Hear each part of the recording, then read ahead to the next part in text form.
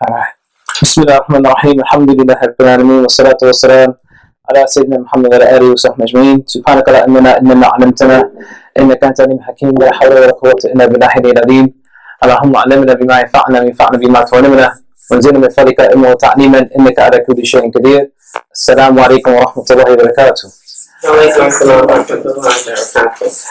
Okay, so inshallah we're going to try to go on a journey, kind of going from scratch and working our way up, so to speak. And I'll try to explain what I mean by that. Now, what I've kind of titled this course or this series, or however you want to put it, is Certainty Amongst Confusion. And there's a reason why I worded it that way. Because right now we live in a time and an environment where, for example, anything and everything is questionable. So if you go to certain academic settings, you go to, other people and so on and so forth, everyone is willing to question everything that we either think we know or we, have been told to believe. So for example, if someone were to ask you, why do you believe in God? The question that can rise from that as well is, what will be your answer? Because you can say, well, I just believe in God because I just believe. But the thing is that going to be sufficient? Because what if I start giving you different proofs and different arguments to say that God doesn't exist? Can you prove to me that God exists? Have we seen God? Is it necessary to really have to argue or debate with somebody what they don't believe? Now, the thing is that is a good point. However, the thing is that for some people, they have enough of a affirmation of God that is sufficient. However, for other people, they're not at that level. They've done new statistics that actually they're saying that the amount of people who are entering Islam is equal to the amount of people who are leaving Islam. This is a new poll that they're doing and that they've conducted. My wife, not too long ago, showed me a poster that they have up in Georgia, where she's from, by one of the colleges. And basically what they've done is that they've created like a group or something like that for ex-Muslims. People who've left Islam and want to feel supported and so on and so forth. They have a billboard, for the purpose of that. And the thing is that this is, something that, primarily we're seeing, for example, in, the college academic realm. Because you have classes like psychology and things like that where they basically have you question, everything that you believe in and saying why it's not true and so on and so forth. So the thing is that even though me personally, I may feel comfortable in my relationship with God, but, what about my children? Or what about my nieces and nephews? Or, what about, others in the community? Because for many people, even though, Allah speaks about this in the Quran, the aspect of, I'm just upon the religion of my fathers. My father said, we were Christian, so I'm Christian. And the thing is that for many Muslims, particularly second, third generation Muslims, for some of them, that's the only thing that's kind of keeping them within Islam. Is that my mother and my father said we're Muslim. But if you ask them anything about Islam, they may not be able to tell you. Let alone if you ask them anything about God Himself. So in this, in the beginning of this, we're going to be trying to look at, the aspect of God Himself. Like, why do we even say that God exists? Because I would make the argument that you can rationally prove the existence of God. Like, I can prove to you that God exists. But at the same time, what I'm going to also mention to you is that even that is not sufficient. And I'm going to tell you why. There's a famous hadith, a famous statement of the Prophet Muhammad ﷺ, where he talks about an interaction that he has with the angel Jibril alayhi salam. And this hadith is referred to as the Gabriel hadith, Because essentially what happens in this hadith is that the angel Gabriel comes to the Prophet Muhammad ﷺ, and he asks him three questions, essentially. Umar al-Khattab, he relates this particular hadith, and he mentions that this man that none of us knew came and he asked the Prophet ﷺ a series of questions. I'm giving a summation of the hadith. And he asked him about three things. The first thing that he asked him about was Islam. And there's a reason why I'm making this, circle like this. So the first thing that he asked him about was Islam. The next thing that he asked him about is Iman. And the next thing that he asked him about was Ihsan. So you have Islam, Iman, and Ihsan. And there's a reason, like I said, that I put it that way.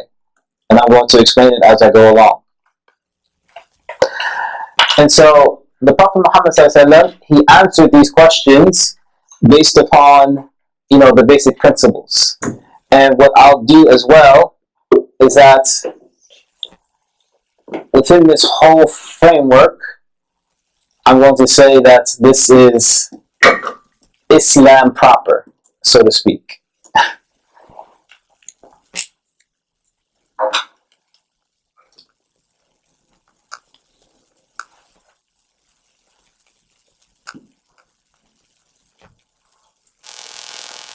So when I say Islam proper, I'm meaning that this represents the totality of Islam.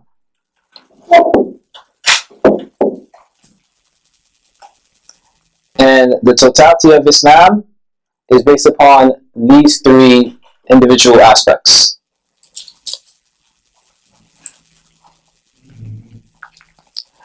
And so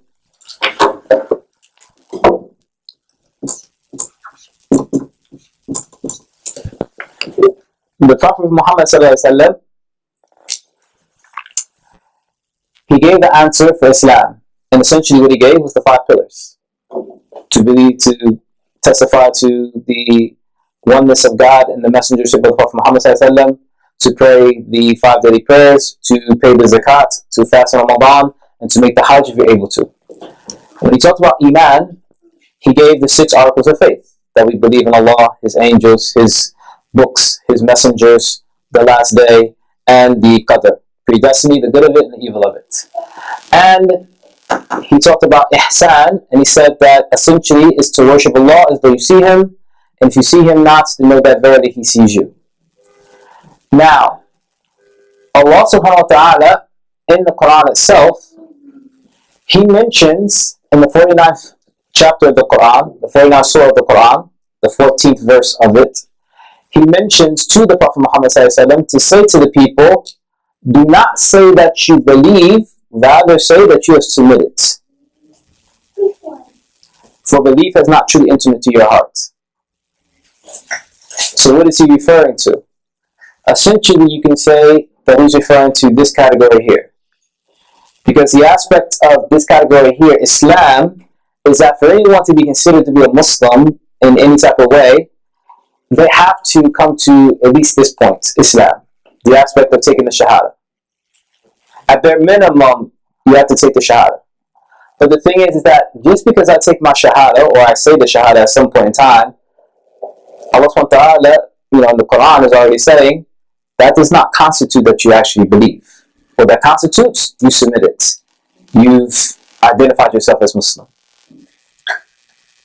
So Allah subhanahu wa ta'ala distinguishes between it. It's just like, for example, in Surah An-Nisa, in the 136th verse, the 4th chapter of the Quran, the 136th verse, Allah subhanahu wa ta'ala says, Ya ayyuhalladhina amanu, aminu. All you who believe, believe. Now the question is, it's like, he's already saying, all you who believe, believe. So that is an indication that there's more to belief than just like saying, okay, I believe in God and I believe in the angels and so on and so forth. There's an aspect of understanding how this works. So you have the aspect of Islam, submission, Iman, belief. However, that's still not the end of the story. Because then you have this level of ihsan, where the Prophet ﷺ described that as being to worship Allah so you see Him. Now I have a question for you. I need a volunteer. Not everyone at once.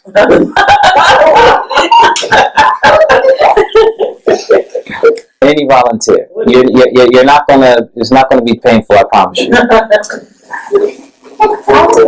Okay. So, I have a question for you. Have you ever been somewhere and you felt like someone was watching you, and then you turned around and you confirmed that that person actually was watching you? You've done that before? Okay. Now, how many people believe that she had that experience? I do. Okay. So you believe that she had that experience.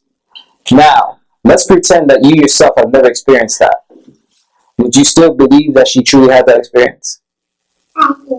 The way my mind works, yes, I would. Yeah. Because who am I to say that she didn't have that experience? Yeah, because that's just me. Yeah, I wouldn't doubt her. I had no reason to doubt her. Okay. But you have some aspect of belief that she was telling the truth, that she really did have that experience. Yeah. Now, if you were to try to explain that experience, like what was going on, what took place, how it actually happened, and so on and so forth, do you think you'd be able to? I think so. So you might be able to. And you might be able to say it in a convincing way to convince someone that it truly did happen. Alright? However, what if I, for example, hypothetically, wanted to come and play devil's advocate and say, actually, you really didn't experience that. You may have thought you experienced that, but that really didn't happen. You didn't feel someone watching you. You didn't have that experience. And then I start going in and giving you a whole bunch of, proofs and things like that to tell you how this is more or less just, a bunch of hormones and, anxieties that you have and so on and so forth, but you really did not have that experience. Will me doing that to you change your firmness and your certainty that you did actually experience that? No, not if I felt it. No. No. So you wouldn't be shaking no matter what anyone said to you? No. You would know for certain that I don't care what you say, I had that experience. Because if I felt it, and like you said, and I turn around, and that person wasn't. So you definitely wholeheartedly would. There's no way that I can convince you otherwise. Essentially, that's ihsan. Meaning that what I'm saying about that is that there is a means of coming to that level of certainty with God, where it goes beyond me submitting. It goes beyond me just, believing. Like, I could just believe, by rational proofs and things like that. Ihsan is coming to the point where I've experienced God. I don't care what you say. I've experienced it. You can say everything under the sun. You can give me every proof that you have to prove that God doesn't exist, which people try to do. But I have ihsan. I have experience with God. So the thing is that we're going to try to talk about, these aspects. But the first one we're going to talk about is the aspect of Iman. Because the aspect of Islam, that's kind of like, the easy part, so to speak. That's just submission. You don't have to believe or not, There are plenty of people who profess to be Muslim, but they really don't believe, as Allah SWT mentions in the Quran. So now the question becomes, how do we know what we know? And for example, how do we even talk to people who may have doubts about God and things like that? Like, for example, what happens if you have a niece, a nephew, a son, daughter, or something like that, and they come to you and say, Mom, Dad, Auntie, Uncle, I don't know if I really believe in God. Why do we believe in God? Like, for example, I remember I went to one conference and there was a young Muslim, probably like 15, 16, and he had asked the speaker at that particular session, he's like, why shouldn't we be ashamed to be Muslim? That was his, thought process. So the question is like, what do we say to someone like that? Because like, as was mentioned before, it's like, me personally, I may feel comfortable in my relationship with God. But like, what happens if someone else comes to me, like, particularly someone that's close to me, and they said, I don't know if I believe in God anymore. Like, why do I believe in God? So the thing is that this goes to a question that, I posed, like in that Facebook, post or whatever the case may be, is that, how do we know what we know? Like, how do we actually know the things that we say that we know? So in terms of Islam, we say that there are different ways of knowing something. And this is something that is not just from the Islamic standpoint, but this is kind of like almost universal, but I'm just going to be using some of the Arabic terminology for it. Now, the thing is that even though I'm using the Arabic terminology for it, this is something general that can apply to anyone, whether they're Muslim, non-Muslim, religious, not religious, whatever. These are things that are shared amongst human beings. Because the thing is that, for example, if I'm going to be talking to someone about God, right? Because say, for example, you're not talking to someone who doesn't believe in God, but maybe they just believe in a different approach to God. Like, for example, someone comes to you and says that, you say that, okay, you're Muslim, right? You say that God can do whatever he wills, right? So why can't God come in the form of a man? Why can't God have a son? Why can't God have been born from the Virgin Mary? Why can't God, so on and so forth? So now what's your answer going to be? Because the thing is that you can't start calling from the Quran. Well, he can't have a son because he says in the Quran, قُلْ هُوَ اللَّهُ أَحَدٌ Allahu Samad. It's like, okay, that's nice, but I don't believe in the Quran. And the thing is that, if I say, for example, because it sounds like, it's a valid argument. If God can do whatever he wants, as we profess, in the Quran it says it, فَعَالٌ لِمَا يُرِيدُ. He does whatever he wills. Then how are you saying that he can't have a son? How are you saying that he can't come in the form of a man? Because now you're telling me that he can't do whatever he wants. So now, how does that make sense? Now, the thing is that you have to think, what's going to be my answer? Or you have to think to yourself, is that going to put some doubt in me? Like, well, if that's the case, then what is the situation? And so this is the aspect of trying to gain an understanding of what do we actually say about God. So the aspect of it is that one of the things you have to understand is, how do we know what we know? So the first thing that I want to mention is that there's something that we have in Arabic that is called a hukam adi.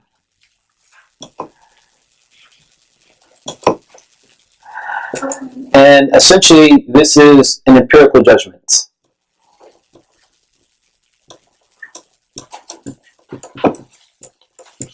For those that were with us before with the Sierra class, this is a lot different because, before I wasn't writing anything down or any of these type of things. This time is going to be a little bit different. The next one that we have is what's referred to as a hukam aqli.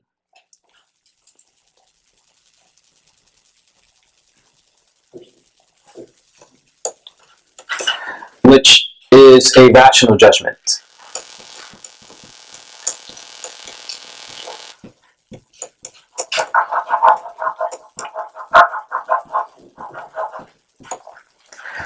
And then the last one that we'll mention is referred to as a hukam shar'i,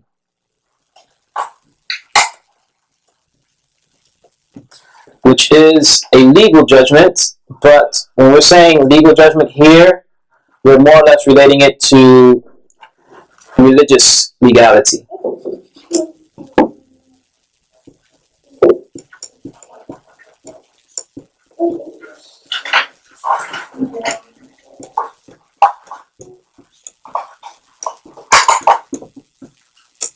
Now the thing is that this last one we're not necessarily going to talk about today, because essentially a hukm shar'i is assuming that you believe in God, because like I said, it more or less relates to religious legal judgment. So the thing is that if I haven't even got to the point where I believe in God, then pretty much this aspect means absolutely nothing to me. But if I'm talking to someone that doesn't believe in God, or is not Muslim, for example, if I'm using the Quran and the statements of the Prophet ﷺ, this means absolutely nothing. So primarily, today we're going to be looking at these two bases, a hukm adi and a hukm akdi. So what are we talking about in terms of a hukm adi, empirical judgments? Essentially, what you could say about empirical judgments is that this is the scientific method, basically. This is the aspect of observation. So, for example, if I have this pen in my hand and I let it go, what's going to happen? It's going to fall. Okay. If I do this again, what's going to happen? It'll fall again. If I do this 100 times, what's going to happen? It'll always fall. Now, you said it's going to always fall. Is that a fact? That if I always let a pin go, it's going to fall? Is that a fact? Yes. Yes, it'll fall. Is it a fact, though? Yes, unless you catch it before it falls. How about I switch it? If I'm in a spaceship and I let this pin go, what's going to happen? It's going to float. Yeah. So that means the aspect of falling is not a fact of me letting the pin go. Well, this is a fact on Earth. Is it a fact on Earth? Yeah. If I'm in the water and I let this pin go, what's going to happen? Well, on the ground. Well, the thing is that that's the whole aspect of science. The whole aspect of science, in particular the scientific method, is based upon, most of it is based upon empirical judgments. Meaning that we've seen things done over and over and over again so many times that we can predict the outcome. That I've seen this pin fall so many times by someone letting it go that I can predict that that's what's going to be the case every time. But the thing is that we don't consider that to necessarily be a fact, because like I said, if I change up some situations, it can change. Because what is the aspect that they say causes this pin to fall? The aspect they say is gravity. If you actually listen, there's a scientist that most scientists don't like. His name is Rupert Sheldrake. He has a book called The Science Delusion. He also has, if you don't want to read the book, he also has a TED Talk that he does that's actually been banned by the same name, The Science Delusion. But he actually did some, experiments on his own, and he found, like, for example, like they say that gravity has a certain, calculation that they've given to it. And he's actually found that calculation actually changes. And the thing is, he also did another experiment, which he talked about in more detail, where he looked at the speed of light. And for example, if you ask most scientists, they'll say that the speed of light is constant, meaning that the speed of light stays the same. He actually did an experiment where he actually found that the speed of light actually changes. However, scientists, I think he said in the 1970s, basically made the speed of light to be a constant, so that anyone that gets any type of other calculation, they just consider that to be an error of some sort, and whatever the case may be, and they just keep it constant so that it fits into the framework that they've already aligned as being science. Yeah. It just changes it. I mean, I get all of that when it comes to I'm old enough to be your mom, but like back in the day, we learned, drinking milk and eating right. You know what I'm saying? Like having meat. You gotta have meat every meal. Like I can understand like stuff like that changing. And what you're talking about, science changing. But I just think faith is a little different. And I'm just not going to argue with anybody about how strongly I believe in God. No. I mean, I mean, the thing is that, that's a good place to be. Because the thing is that that's what we're talking about, the aspect of, an aspect of ihsan. Is that, my relationship with God is such that you can't convince me otherwise. Right. However, the thing is that may be good for me, but it may not be a situation for others around me. So is it just, okay, so you are doing this class for us because? I'm doing this class for everyone because the community, in order for everyone to have a basic, level of certainty within their relationship with God. Okay. That is the whole, basis of this. Because again, I'm not going to stay focused on this. Like, this is, but I'm starting at the basics. Like, the thing is that And that's what makes you a good teacher. Because the reason I know, well, I met her like at Hop. I'm sorry to interrupt you. I met her at the Mecca Center. So everybody that has been in your husband's class absolutely thinks that he's just a great teacher. And this is why, because you cannot, even if you're slow, but not slow, that's not nice to say, he's going to make you understand. You're going to get it, whatever class that you're at. Alhamdulillah.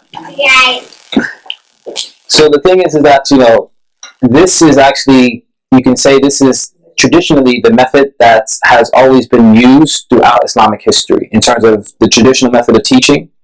And for example, my wife can verify it as well, is that, for example, you might study the same text 3 or 4 times. Like there's one particular text that's considered to be like a very beginner basic text in Islamic law.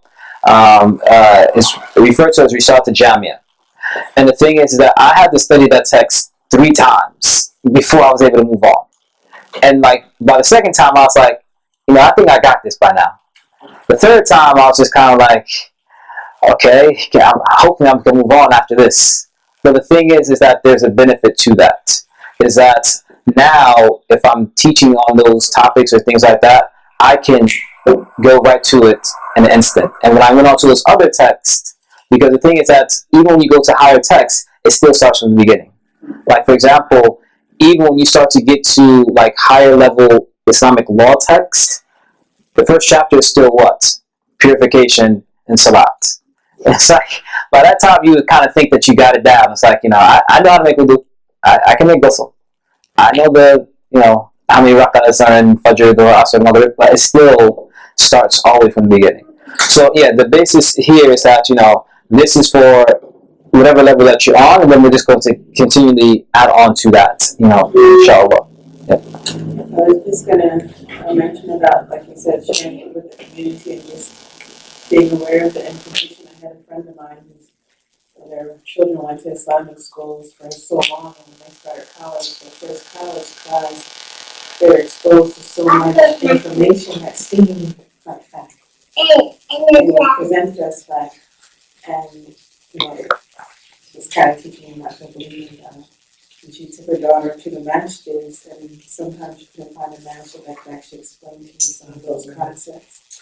So it's like even just, she had wished that she could have been able to transmit something that is personal to you. Like, how do you express that? And so, like, those are the kind of examples like this is for. It's like, because again, me personally, I may feel perfectly comfortable in my relationship with God. I believe in Him, and no one's going to, convince me otherwise. So I believe, there's certain things about Him, and no one can convince me otherwise. But not everyone is at that level. And, even understanding how to present it to people so that they can come to an understanding. They may not agree, but at the same time, they can at least understand where you're coming from. And so the aspect of a hukm adi is that's what it is. It's an empirical judgment. It's a judgment of observation. Like one of the basic examples that I would use and other teachers would use sometimes as well is like the aspect of fire. If I take fire and I put it to something, what's going to happen? It's going to burn. So if I take fire and I put it to paper, it's going to do what? It's going to burn. If I put fire to my clothes, it's going to do what? Now the question is, if I put fire to aluminum foil, what's going to happen? I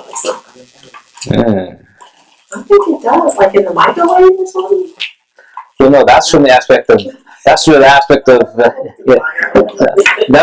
of like microwaves and things like that, where it may cause a type of reaction to cause an explosion or something like that. But if you actually just take fire and put it to aluminum foil, it doesn't burn. Oh, really? Yeah. My mother taught me this when she probably didn't realize that this was like a lesson that I would use later on in life. But like, if you ever put something on a piece of aluminum foil in the oven, and then you open the oven, you can literally just grab that aluminum foil and take it right out. Yeah. It will not burn you. My mother used to do that. Like, as a young kid, I probably was like completely shocked. And the first time she was like, how could you do that? Yeah. She just took the aluminum foil right out the... I didn't know that. Yes. But for the thing is that, for example, if you look at the spaceship, you can research it now. The spaceship is actually made up partly of aluminum. And part of that is because aluminum helps that the resistance of the high heat that the spaceship experiences when it re-enters into the Earth as it's coming back. So the thing is that, the reason why I mentioned that example is because, that is like a natural reaction. What does fire do? It burns. And so what happens is that we come to a conclusion that is a fact that fire burns. And so we start to attribute the aspect of fire with causing something to burn. Whereas, from an Islamic perspective, we would say that, no, fire doesn't burn in and of itself, but it's a law that causes it to burn or not. Now, that's like a concept that we'll come to at a little later date, but the whole concept here is that empirical judgments are not necessarily fact. They are aspects of habit and observation. I regularly do something, and I regularly get this result. Like, for example, if I shoot someone in the head, sorry, I work in a prison. If I shoot someone in the head, what's going to happen? They're going to die. They're going to die. That would be the basic assumption. However, exactly, we have multiple examples of situations where people have been shot in the head, some point blank in the head. They're still functioning completely normal. Not even aspect of any type of brain damage or any permanent defigurative situations. They're still functioning. Or for example, if I have a headache and I take Tylenol, what's supposed to happen? My head is supposed to go away. Maybe. Exactly. Exactly. But the thing is, why do they say that it goes away? Why? Because observation.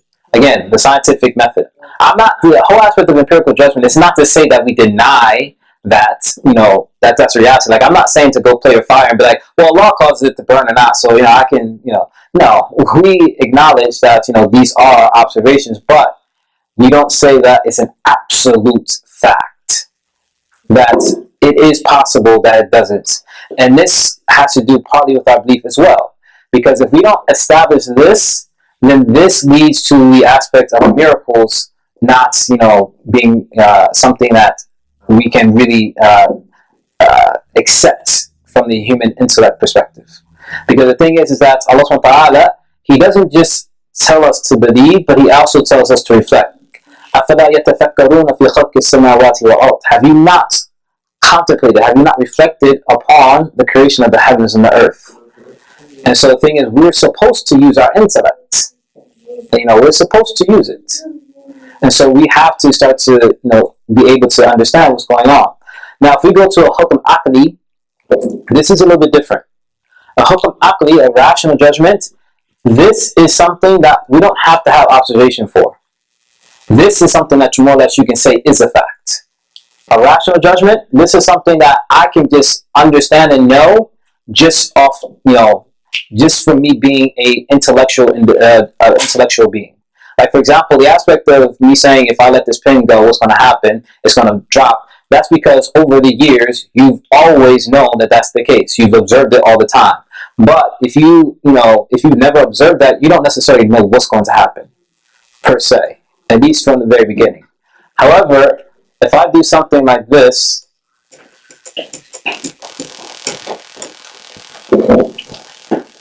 that's rational. That's a rational judgment. Because the thing is that, will this ever be true?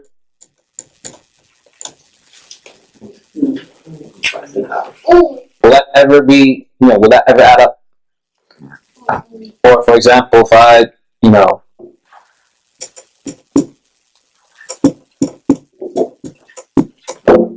that ever work out? I mean, the thing is that, this is, so we can kind of understand, the basis of, like, what we're talking about in terms of rational judgment.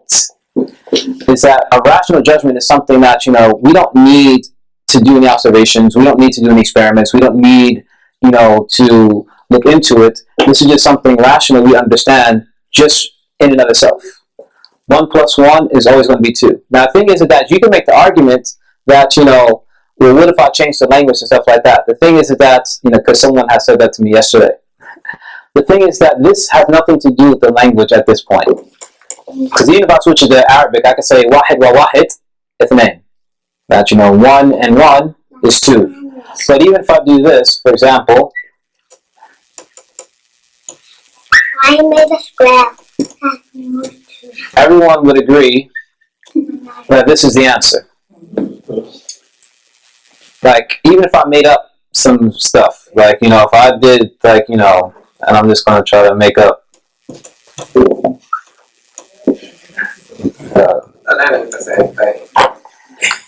Thank you, mother.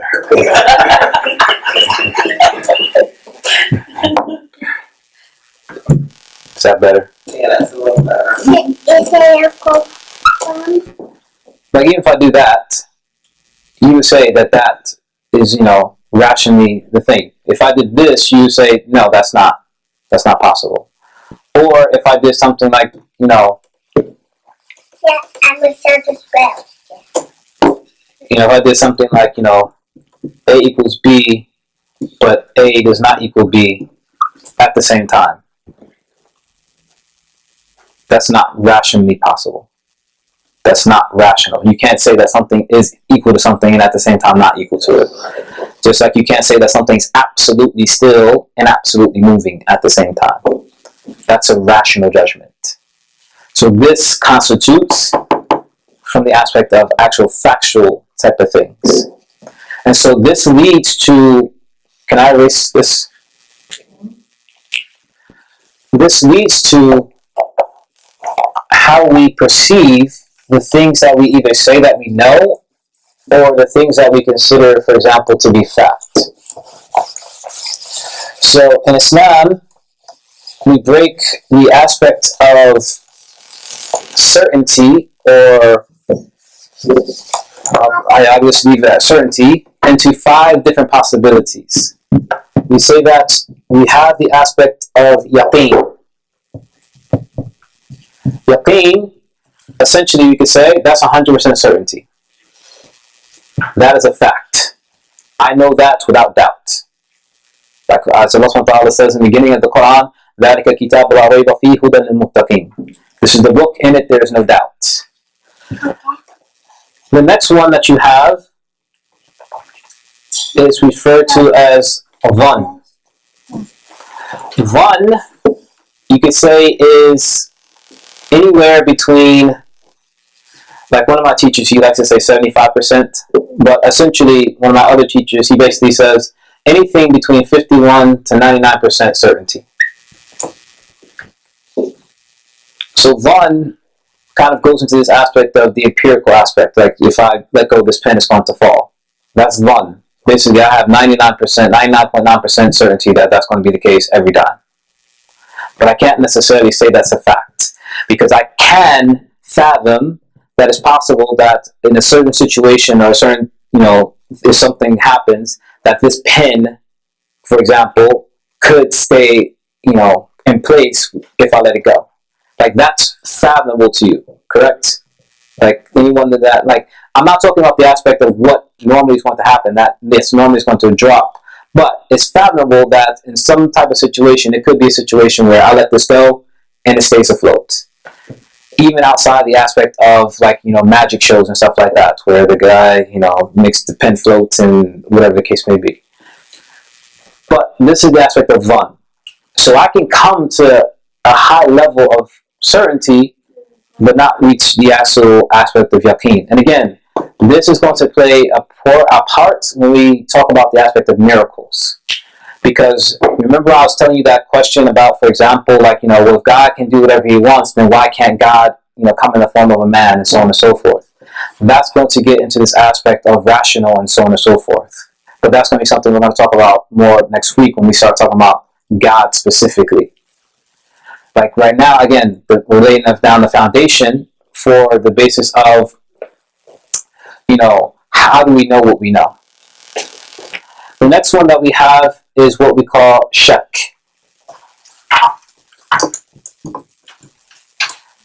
And that's 50-50. It may or may not be. I have some doubt on it. Like, for example, in the area of Islamic law, You can see that's one of my main subject areas. There's a maxim that they have in the area of Islamic law, which says, "Yaqeen la yazala bi shak," that certainty is not lifted by doubt. Meaning that if I have 100% certainty, doubt does not lift that. So that's where you get that concept. It's like, if I left the house and I know for certain that I made wudu, and then 2 hours later I'm like, wait, did I break my wudu? What do I do? Make wudu. Go back and make wudu. That's really constant. Actually, the correct aspect, you don't have to make wudu. Why? The question, why? From that very concept that we just mentioned. Al-yaqeen la yazala bi shak.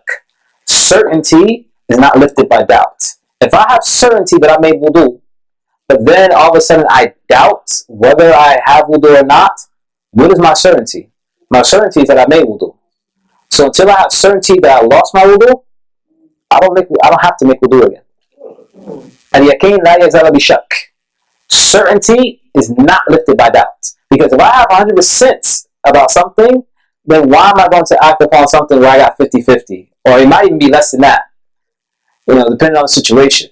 It's like, it might be I got 30%. Like, I'm 70% sure I, don't have to. But the thing is that, like, for example, even in the salat, though, you have to understand the concept. It's like if I get up and I'm questioning, okay, did I pray 3 rakahs or 4? Now, the thing is that what do I have certainty with at that point? If you did do that. At that point, if I'm debating between 3 and 4, that means I at least have certainty with 3. Okay. Now, if I'm saying, wait, did I do 3 or 4? So this is my 3rd rakah or my 4th rakah? That means my certainty lies that I at least did 3. So in that case, I will go with the 3, pray an extra rakah, and then I'll just do forgiveness prostration at the end. But my certainty is with the 3. And the same instance where, like, my certainty is that I have wudu.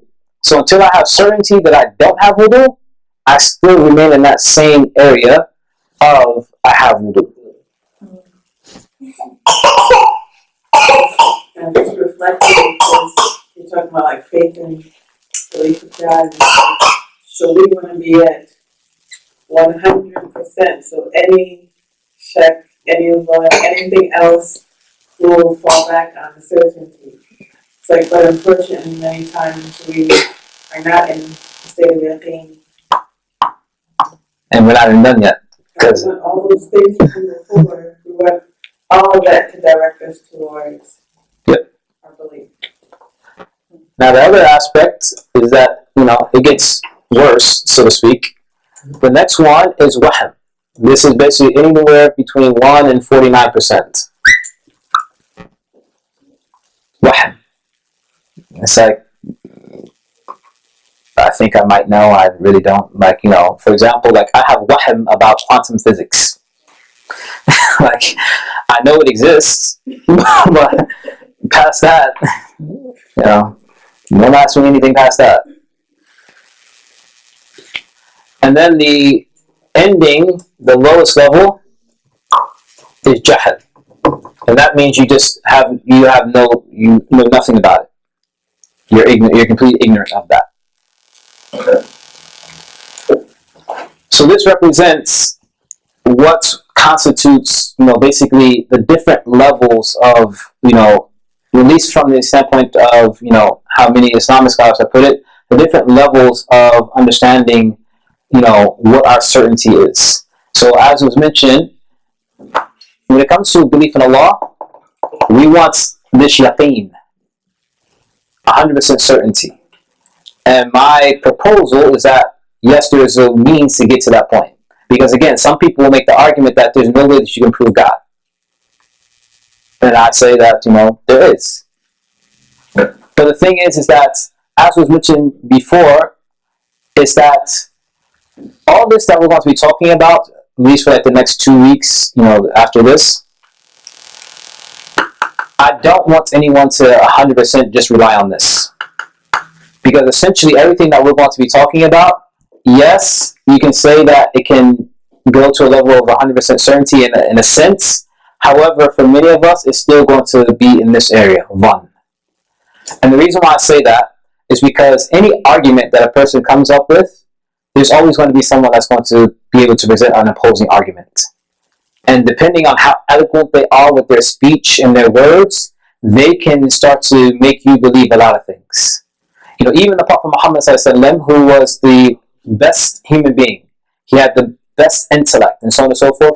Even he would say, in terms of when he was judging between two people, he says that some of you eat the wealth of your brothers just because of, and I'm paraphrasing the statement, but essentially you eat the wealth of your brothers, which essentially is eating the hellfire, because you're more eloquent in speech, and so I rule in favor of you.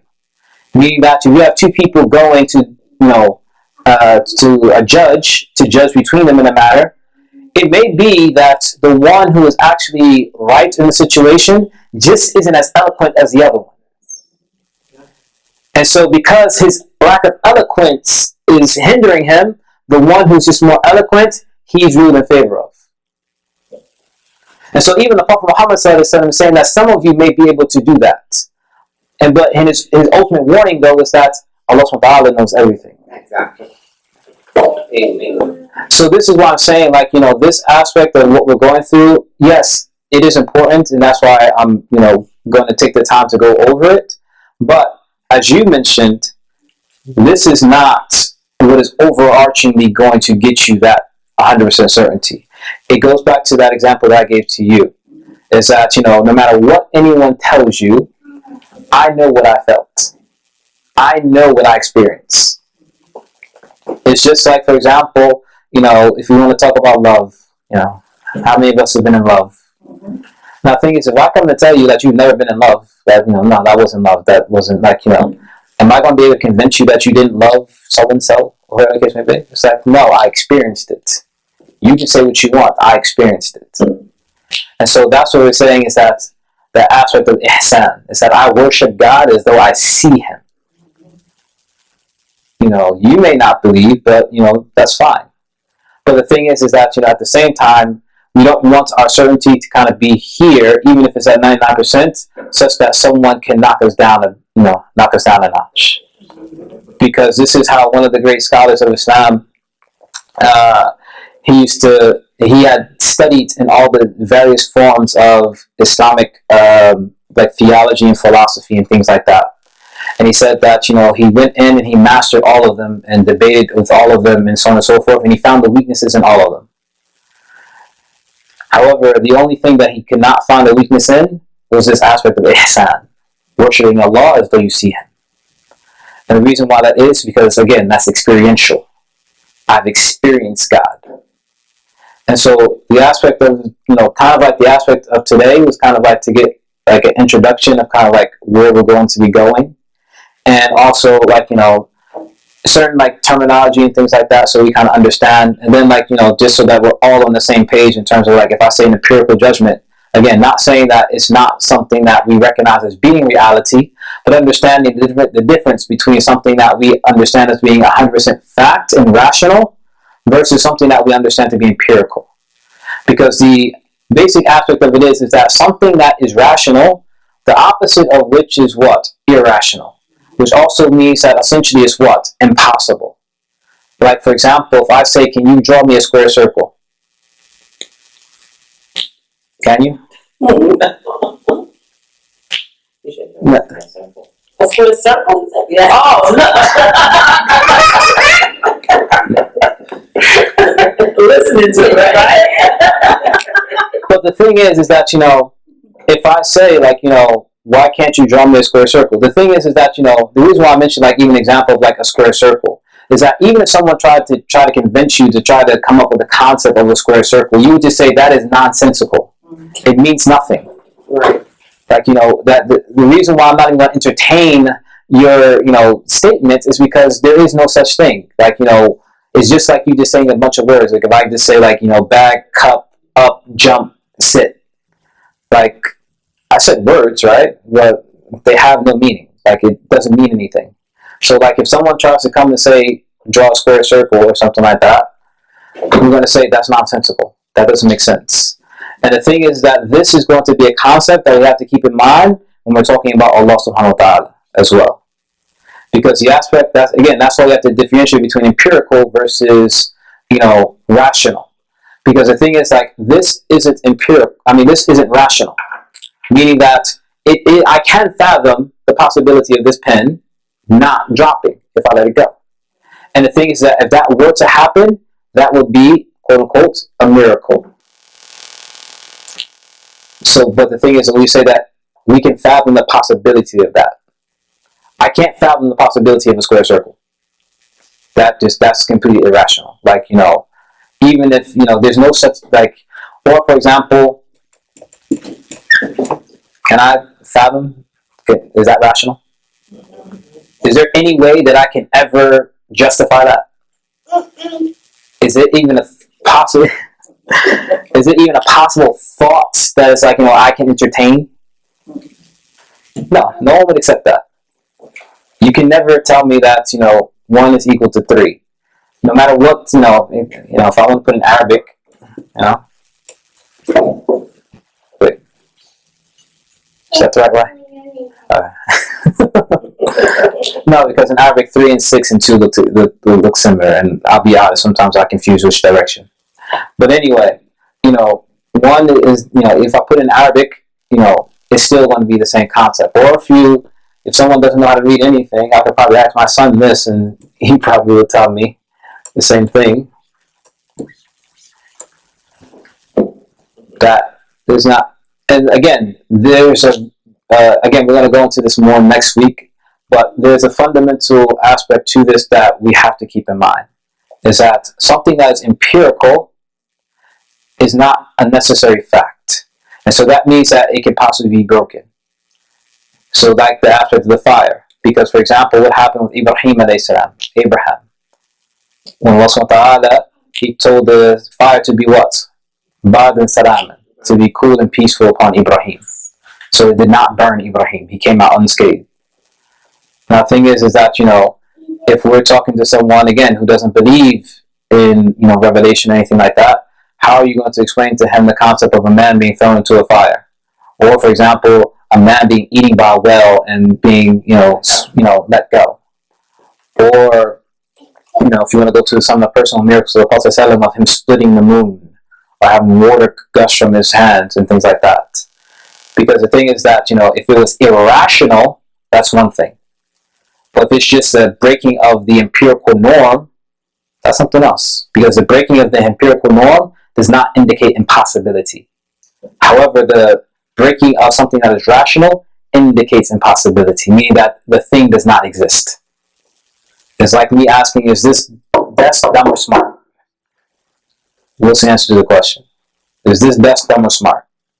Dumb. I mean, you might say dumb just because you might say dumb just because you don't attribute intellect to it, but essentially the basis of it is that you don't attribute smartness or lack of intelligence to an inanimate desk. So essentially the question is nonsensical.